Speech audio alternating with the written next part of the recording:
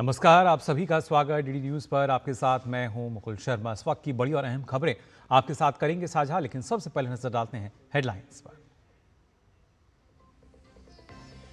केंद्रीय कैबिनेट की बैठक में अहम फैसला। बिहार में मोकामा से मुंगेर के कॉरिडोर को 4 लेन करने और भागलपुर दुमका रामपुर हॉट प्रोजेक्ट के दोहरीकरण को मंजूरी। करीब 3 वर्ष में पूरे होंगे दोनों प्रोजेक्ट।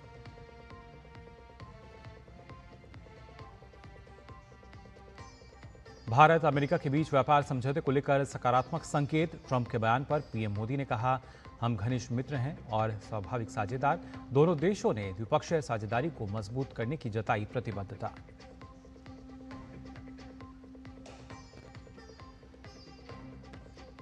छेड़छाड़ मामले में पंजाब के आम आदमी पार्टी विधायक मनजिंदर सिंह लालपुरा दोषी करार। हिरासत में लिए गए। 12 सितंबर को होगा सजा का ऐलान।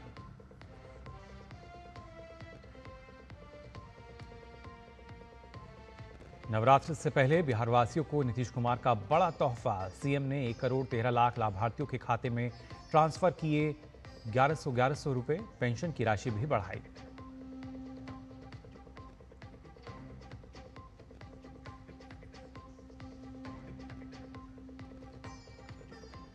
और नेपाल में सेना ने संभाली कमान। काठमांडू में अनिश्चितकालीन कर्फ्यू। सुरक्षा के मद्देनजर आज एयर इंडिया ने काठमांडू से आने जाने वाली सभी उड़ानें की रद्द।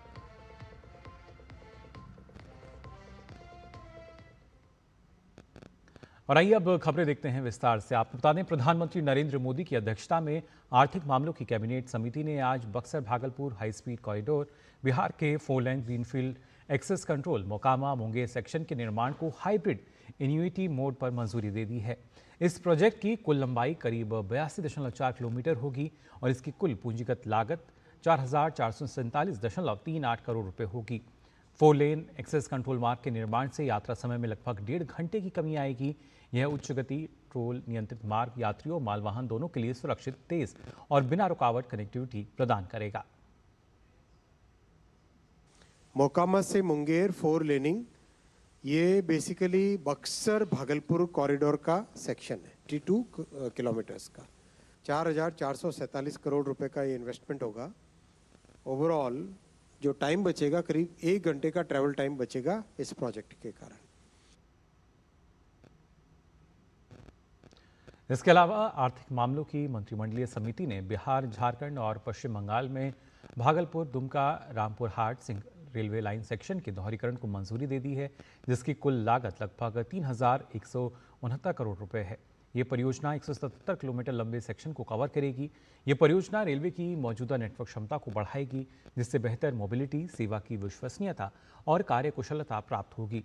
यह परियोजना बिहार, झारखंड और पश्चिम बंगाल के कुल 5 जिलों के 441 गांवों को रेलवे से जोड़ते हुए 28.72 लाख लोगों को लाभान्वित करेगी।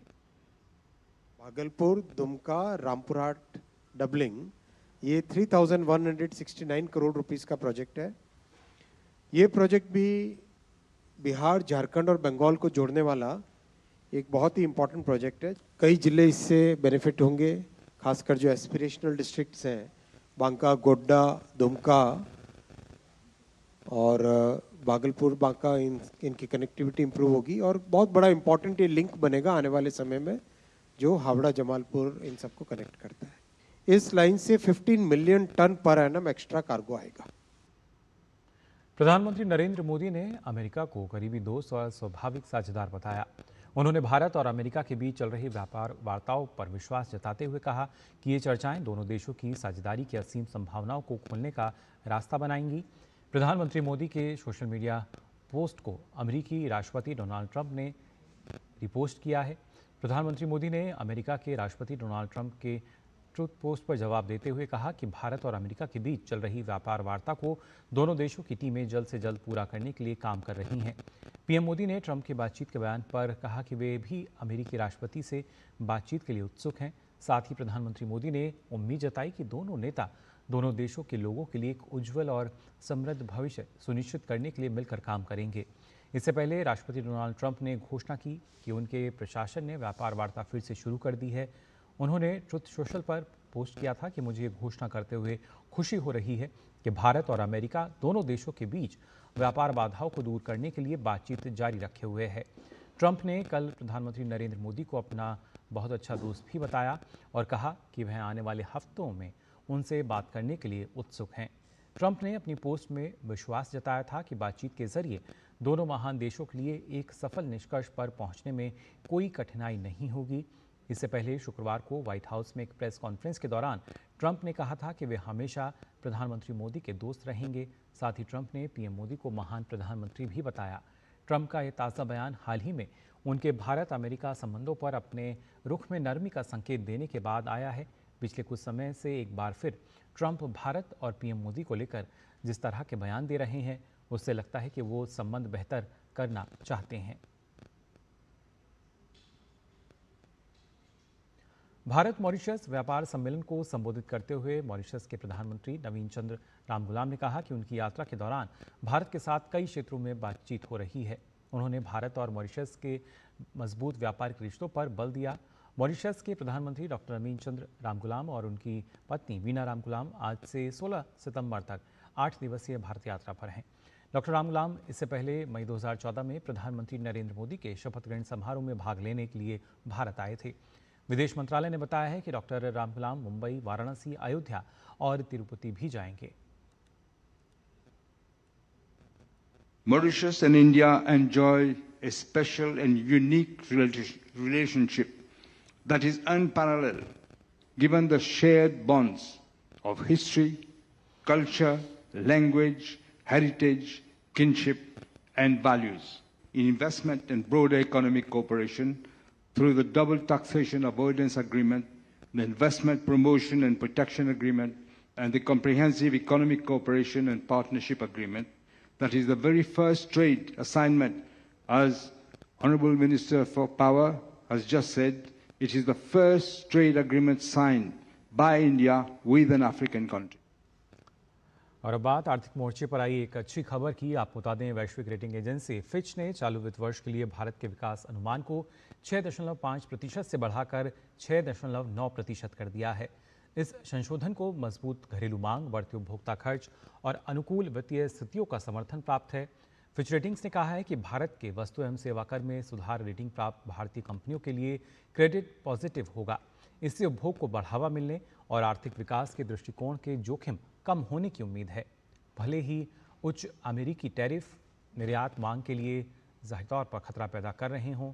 फिच के अनुसार वित्त वर्ष 2027 में भारत की वार्षिक विकास दर 6.3% तक पहुंचने की संभावना है। अर्थव्यवस्था अपनी क्षमता से थोड़ा ऊपर चल रही होगी। एजेंसी ने यह भी कहा है कि भारतीय रिजर्व बैंक इस वर्ष के अंत तक ब्याज दरों में 25 आधार अंकों की कटौती कर सकता है। इस बीच फिच ने 2026 में चीन और यूरोजोन से मजबूत गति के कारण वैश्विक विकास दर 2.3% रहने का अनुमान लगाया है। और पंजाब की सियासत से जुड़ी एक बड़ी खबर, जी हां, आपको बता दें, तरनतारन की एक अदालत ने सत्तारूढ़ आम आदमी पार्टी के विधायक को छेड़छाड़ के मामले में दोषी करार दिया है। खडूर साहिब से विधायक मनजिंदर सिंह लालपुरा पर एक विवाह समारोह के दौरान एक लड़की से छेड़छाड़ और मारपीट करने का आरोप था। अदालत ने इस मामले में अपना फैसला सुनाते हुए उन्हें दोषी पाया है। फैसला आते ही पुलिस ने विधायक मनजिंदर सिंह को हिरासत में ले लिया। अब इस मामले में सजा का ऐलान 12 सितंबर को किया जाएगा। तमिलनाडु के कृष्णागिरी जिले में एक 20 वर्षीय दिव्यांग युवक के साथ कथित यौन उत्पीड़न की घटना ने राज्य में कानून व्यवस्था और राजनीतिक हस्तक्षेप को लेकर गंभीर सवाल खड़े कर दिए हैं। आरोपियों में एक डीएमके विधायक का निजी सहायक और एक स्थानीय दुकानदार शामिल है, जिन्हें पुलिस ने फिलहाल गिरफ्तार किया है। इस मामले में विपक्षी दल की अगर बात की जाए तो ऑल इंडिया अन्ना द्रविड़ मुनेत्र कनगम ने आरोप लगाया है कि पुलिस और डीएमके पदाधिकारियों ने पीड़ित पर मामला वापस लेने का दबाव बनाया था। वहीं इस पर भाजपा नेता शहजाद पूनावाला ने कांग्रेस पर निशाना साधा। उन्होंने कहा कि तमिलनाडु में हालात बेकाबू हो चुके हैं। शहजाद पूनावाला ने कांग्रेस नेता राहुल गांधी और पार्टी की सामाजिक न्याय और लड़की हूं लड़ सकती हूं की नीति पर भी सवाल खड़ा किया। Situation in Tamil Nadu is getting out of hand after cases like Anna University case, broad daylight hacking of political activists, murders on the streets, rape, sexual assaults. Now comes the story of a DMK MLA's secretary sodomizing, sexually assaulting a 20-year-old differently abled boy. And the police, in the first instance, apparently tried to shield the accused. This is because he is connected with DMK. All these sexual predators are connected with DMK. DMK has made the entire state lawless and a situation of hopelessness for anybody there. Common man, women, even now young boys, differently abled persons. Where is the Congress party, which speaks a lot about samajik nyay, etc., etc., ladki hu, lad sakti hu, sexual assault, etc.? They are all quiet, all silent. Delhi police की special cell ने आतंकी संगठन ISIS के बड़े module का भांडाफोड़ किया है। इस सिलसिले में दिल्ली पुलिस की स्पेशल सेल ने कई राज्यों में छापेमारी की और 2 आतंकवादियों को गिरफ्तार किया है। दिल्ली से एक आतंकी की गिरफ्तारी हुई है। दिल्ली से आतंकी आफ्ताब को गिरफ्तार किया गया है। गिरफ्तार आतंकी आफ्ताब मुंबई का रहने वाला बताया गया है। वहीं दिल्ली पुलिस की स्पेशल सेल ने झारखंड एटीएस और रांची पुलिस के साथ मिलकर एक संयुक्त अभियान में रांची से संदिग्ध आतंकी को गिरफ्तार किया। संदिग्ध आतंकी की पहचान असहर दानिश के रूप में हुई है। रांची से पकड़ा गया दानिश मूल रूप से बोकारो जिले के पेटरावार का रहने वाला है। दिल्ली में उसके खिलाफ दर्ज एक मामले के आधार पर दिल्ली स्पेशल सेल लंबे समय से उसकी तलाश कर रहा था, जिसके बाद ये गिरफ्तारी संभव हो पाई है। दानिश ने रांची के इस्लामनगर स्थित तबारक लॉज को ठिकाना बना रखा था। उसके पास से हथियार, केमिकल और कई इलेक्ट्रॉनिक उपकरण बरामद हुए हैं, जिनकी तकनीकी जांच कराई जाएगी। जांच एजेंसियों का मानना है कि दानिश किसी बड़ी साजिश की तैयारी में था। विश्वसनीय इनपुट मिलने के बाद दिल्ली पुलिस और झारखंड एटीएस ने साझा अभियान चलाकर उसे दबोच लिया। गिरफ्तारी के बाद दानिश को दिल्ली पुलिस की टीम रिमांड पर अपने साथ ले जाएगी। वर्तमान में गिरफ्तार किए गए संदिग्ध आतंकी से गहन पूछताछ जारी है। इसके अलावा दिल्ली पुलिस की स्पेशल सेल और झारखंड एटीएस ने पलामू में भी छापेमारी कर एक व्यक्ति को हिरासत में लिया और उससे पूछताछ की जा रही है। इसके अलावा कई और लोगों को हिरासत में लेकर पूछताछ जारी है। पिछले साल भी झारखंड एटीएस और दिल्ली पुलिस की टीम ने संयुक्त रूप से रांची, हजारीबाग और लोहरदगा में 16 जगहों पर छापेमारी की थी। उस दौरान 9 संदिग्धों को पकड़ा गया था, जिनमें रांची के मेडिका अस्पताल में रेडियोलॉजिस्ट के पद पर कार्यरत इश्तियाक अहमद भी शामिल था। ताज़ा गिरफ्तारी से ये साफ हो गया है कि आतंकी संगठन झारखंड को सुरक्षित ठिकाने के रूप में इस्तेमाल करने की कोशिश कर रहे हैं। एजेंसियां बरामद सामग्रियों की फॉरेंसिक जांच और आरोपी से पूछताछ कर उसके नेटवर्क की कड़ियों को खंगालने में जुटी हुई हैं। और फिलहाल खबरों का सिलसिला आगे भी जारी रहेगा, लेकिन हम यहां रुक रहे हैं छोटे से ब्रेक के लिए। जल्द लौटते हैं।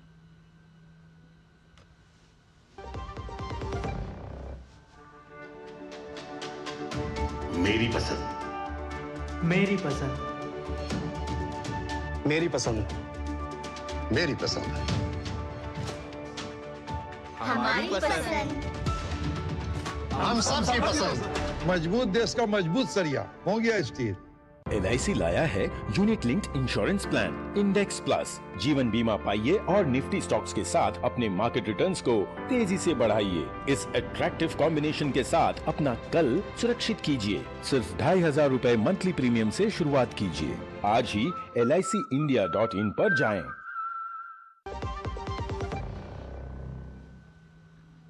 ब्रेक के बाद आप सभी का एक बार फिर स्वागत। डीडी न्यूज़ पर आइए खबरों में आगे बढ़ते हैं। बात कर लेते हैं बिहार की, जहां पर मुख्यमंत्री नीतीश कुमार ने लोगों को बड़ा तोहफा दिया है। दरअसल राज्य सरकार ने सामाजिक सुरक्षा पेंशन की राशि में बढ़ोतरी की है। पहले प्रत्येक लाभार्थी को केवल 400 रुपये प्रति माह दिया जाता था, जिसे बढ़ाकर अब राज्य सरकार ने 1100 रुपये प्रति माह कर दिया है। सीएम ने सामाजिक सुरक्षा पेंशन की राशि लोगों के खातों में ट्रांसफर की। मुख्यमंत्री नीतीश कुमार ने राज्य के 1.13 करोड़ लोगों के खाते में करीब 1263 करोड़ 95 लाख रुपए सामाजिक सुरक्षा पेंशन की राशि के तहत ट्रांसफर किए। दुर्गा पूजा से पहले बिहार के लोगों के लिए खास तोहफा माना जा रहा है। आपको बता दें कि बिहार सरकार के समाज कल्याण विभाग की तरफ से सामाजिक सुरक्षा पेंशन योजना चलाई जाती है। इसमें मुख्यमंत्री वृद्धजन पेंशन, लक्ष्मीबाई सामाजिक सुरक्षा पेंशन, बिहार निशक्तता पेंशन, इंदिरा गांधी राष्ट्रीय वृद्धावस्था पेंशन, इंदिरा गांधी राष्ट्रीय विधवा पेंशन और इंदिरा गांधी राष्ट्रीय निशक्तता पेंशन योजना चलाई जाती है। और खबर असम से, जहां असम कैबिनेट ने 9 सितंबर को अप्रवासी अधिनियम 1950 को लागू करने के लिए एक एसओपी को मंजूरी दे दी है। मंगलवार को ही कैबिनेट बैठक में एक नई एसओपी को मंजूरी दी गई है। यह कानून राज्य में अवैध प्रवासियों से जुड़ा हुआ है। कानून के तहत जिला कमिश्नर के पास अधिकार होगा कि अगर कोई व्यक्ति 10 दिन में अपनी भारतीय नागरिकता साबित नहीं कर पाता तो उसे राज्य से निकालने का आदेश जारी किया जा सकता है। मुख्यमंत्री डॉक्टर हिमंता बिस्वा शर्मा ने बताया कि अवैध प्रवासियों के लिहाज से अगर देखा जाए तो उनका पता लगाने और साथ ही साथ उनके निर्वासित करने की प्रक्रिया को तेज और आसान बनाने के लिए एक ऐतिहासिक निर्णय है।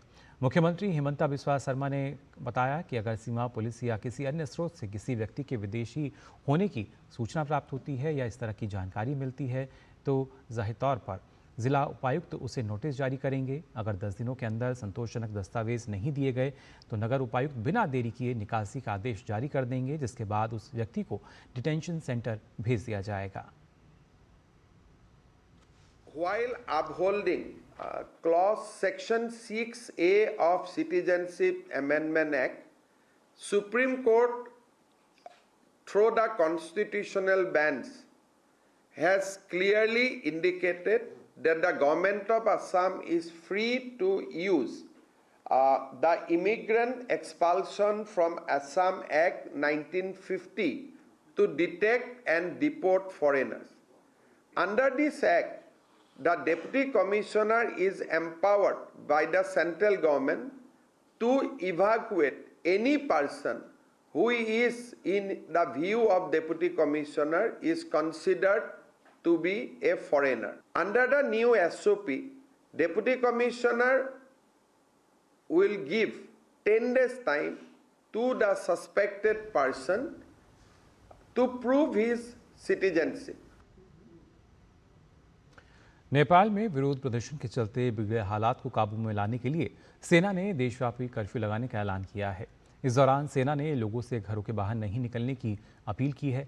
सेना ने बताया कि देश में निषेधाज्ञा शाम 5 बजे तक प्रभावी रहेगी, जिसके बाद गुरुवार सुबह 6 बजे तक देशव्यापी कर्फ्यू लगा दिया जाएगा। ये फैसला सार्वजनिक सुरक्षा के खतरे को देखते हुए लिया गया है। हालांकि निषेधाज्ञा और कर्फ्यू के दौरान आवश्यक सेवाएं जारी रहेंगी। इसके साथ ही नेपाली सेना ने प्रदर्शनकारियों से अनुरोध किया है कि जिनसे आंदोलन के दौरान सुरक्षा कर्मियों के खोए अथवा लूटे गए हथियार, गोला बारूद और अन्य सुरक्षा सामग्री को सेना या संबंधित सुरक्षा अधिकारियों को तुरंत लौटाएं। इस बीच नेपाल की जेल में बंद कैदियों के मंगलवार रात में फरार होने की भी सूचना है। नेपाल में फैली हिंसा के हालात को देखते हुए एयर इंडिया ने 10 सितंबर को काठमांडू से आने जाने वाली सभी उड़ानें रद्द कर दी हैं। एयर इंडिया ने ये कदम यात्रियों की सुरक्षा को देखते हुए उठाया है। एयर इंडिया के प्रवक्ता ने जानकारी देते हुए कहा कि काठमांडू हवाई अड्डा अभी भी बंद है और हम स्थिति पर कड़ी नजर रखे हुए हैं। वहीं उत्तराखंड के मुख्यमंत्री पुष्कर सिंह धामी ने नेपाल के हालात को देखते हुए बुधवार को मुख्यमंत्री आवास पर वीडियो कॉन्फ्रेंस के जरिए उच्च अधिकारियों के साथ समीक्षा बैठक की। इसमें उत्तराखंड की सीमावर्ती जिले चंपावत, पिथौरागढ़ और उधम सिंह नगर के प्रशासनिक अधिकारी, पुलिस और सशस्त्र सीमा बल के अधिकारी मौजूद रहे। बैठक में नेपाल से सटी उत्तराखंड की अंतर्राष्ट्रीय सीमाओं पर सुरक्षा व्यवस्था को लेकर विस्तार से समीक्षा की गई। मुख्यमंत्री ने अधिकारियों को सीमावर्ती इलाकों में सघन निगरानी अभियान चलाए जाने के निर्देश दिए। चंपावत के जिलाधिकारी मनीष कुमार ने बताया कि असामाजिक या उत्पाती तत्व की गतिविधियों पर कड़ी निगरानी रखी जा रही है। वहीं सोशल मीडिया प्लेटफॉर्म में भी लगातार नज़र रखी जा रही है। इसके साथ ही शांति बनाए रखने की अपील की गई है। सीमा पार रह रहे भारतीय नागरिकों की सुरक्षा को देखते हुए जिला और केंद्र स्तर पर मोबाइल नंबर भी जारी किए गए हैं। हमारे इंटरनेशनल बॉर्डर्स है, वहाँ पे एसएसबी, पुलिस, फॉरेस्ट विभाग के द्वारा लगातार निगरानी जारी है। हम लोगों ने नज़र बनाए रखा है किसी प्रकार की कोई भी अप्रिय घटना ना हो, इसके लिए पूरी जो एहतियात है उसको बरता जा रहा है। इसके अलावा सोशल मीडिया पे भी हम लोगों ने लगातार नज़र बनाई हुई है और कहीं किसी भी प्रकार की शांति व्यवस्था भंग ना हो, इसके लिए आप लोगों के माध्यम से भी हम लोग अपील करते हैं। साथ ही हमारे जो भारतीय नागरिक उस साइड है उनके लिए यहाँ से हम लोगों ने नंबर जारी किए हैं। उन नंबरों पर आप संपर्क करके आपको उस पर सहायता दी जा सकती है। भारतीय दूरसंचार नियामक प्राधिकरण यानी ट्राई ने सभी वितरण प्लेटफॉर्म ऑपरेटर्स को प्रसारण सेवाओं के लिए मासिक और त्रैमासिक आधार पर प्रदर्शन निगरानी रिपोर्ट प्रस्तुत करने का निर्देश दिया है। इनमें DTH operator, multi system operator, hand and in the sky operator और इंटरनेट प्रोटोकॉल टेलीविज़न ऑपरेटर शामिल हैं। संचार मंत्रालय ने आज एक बयान में ये कहा कि इसका उद्देश्य प्रभावी निगरानी सुनिश्चित करना है, पारदर्शिता को बढ़ावा देना, उपभोक्ताओं के हितों की रक्षा करना और प्रसारण और केबल टीवी सेवा क्षेत्र के विकास को सुगम बनाना है। बयान में कहा गया है कि सभी ऑपरेटर्स को निर्धारित प्रारूप में अपनी रिपोर्ट ट्राई को सौंपनी होगी। 14वीं पेंशन अदालत पर केंद्रीय मंत्री जितेंद्र सिंह ने कहा है कि यूनिफाइड पेंशन योजना को लेकर औपचारिक तौर पर अगर देखा जाए तो आज नियमों को जारी किया गया है। वेबसाइट पर भी इन नियमों को देखा जा सकता है।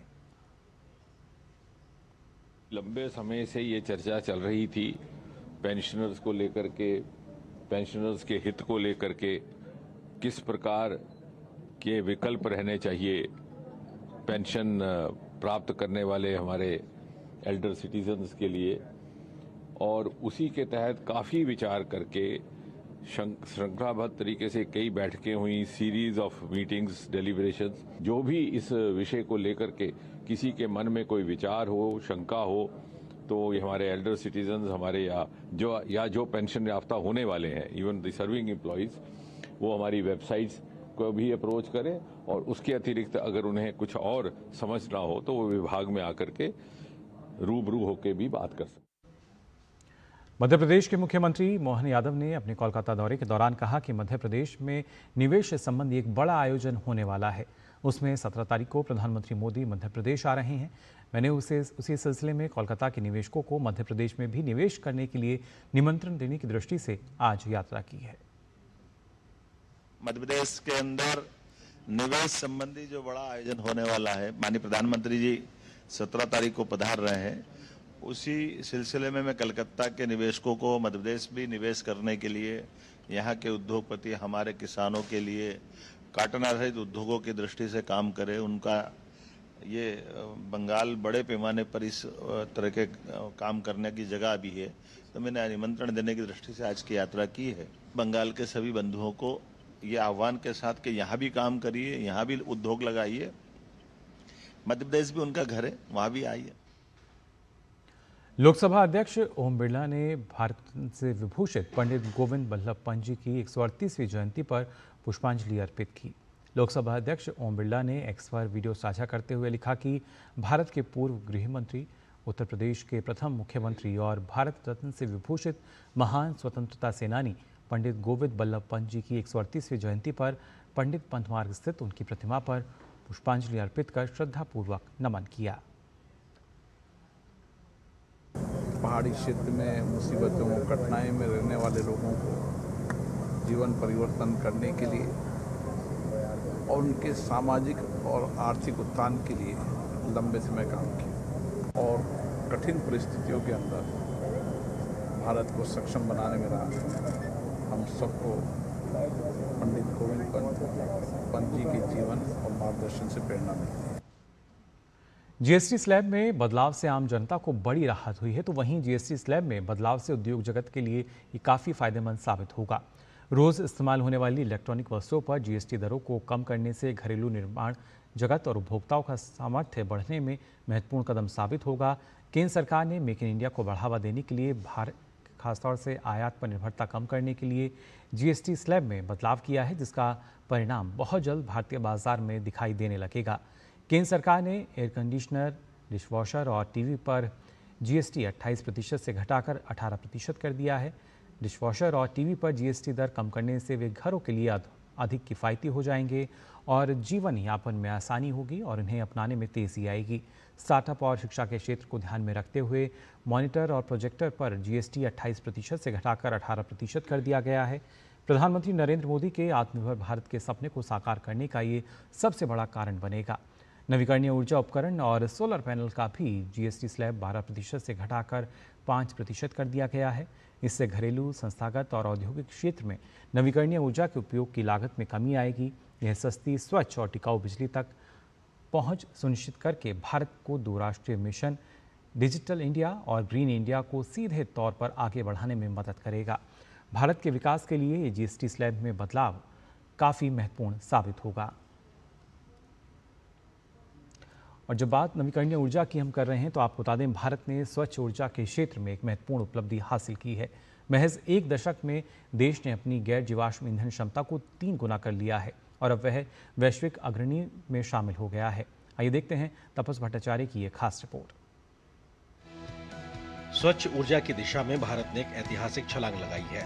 2014 में भारत की गैर जीवाश्म ईंधन क्षमता सिर्फ 81 गीगावाट थी, जो कि आज यह ऐतिहासिक रूप से 250 गीगावाट तक पहुंच गई है, जो दुनिया में सबसे तेज स्वच्छ ऊर्जा परिवर्तनों में से एक है। प्रधानमंत्री नरेंद्र मोदी के मार्गदर्शन में ये वृद्धि सौर ऊर्जा पार्कों, पवन ऊर्जा केंद्रों, जल विद्युत परियोजनाओं और परमाणु ऊर्जा के तेज विस्तार से संभव हो पाई है। आज ये सभी मिलकर भारत की कुल विद्युत क्षमता का लगभग आधा योगदान दे रहे हैं, जो पेरिस समझौते के तहत तय वैश्विक लक्ष्यों से 5 साल पहले है। राजस्थान के विशाल सौर क्षेत्रों से लेकर तमिलनाडु में उभरते पवन केंद्रों तक आज ये परिवर्तन जमीनी तौर पर साफ देखा जा सकता है। खास तौर पर इस साल जून महीने में ही भारत ने 7.3 गीगावाट नवीकरणीय ऊर्जा का उत्पादन करके एक मासिक रिकॉर्ड अपने नाम किया। आगे की राह और भी महत्वाकांक्षी है, क्योंकि 2030 तक 500 गीगावाट गैर जीवाश्म ऊर्जा और 2070 तक नेट जीरो उत्सर्जन के लक्ष्यों को मौजूदा गति को देखते हुए भारत इन दोनों लक्ष्यों को समय से पहले हासिल करने की दिशा में मजबूती से बढ़ रहा है। तापस भट्टाचार्य की रिपोर्ट, डीडी न्यूज। तो फिलहाल के लिए इस बुलेटिन में बस इतना ही, लेकिन देश और दुनिया की तमाम खबरों के लिए आप देखते रहिए डीडी न्यूज।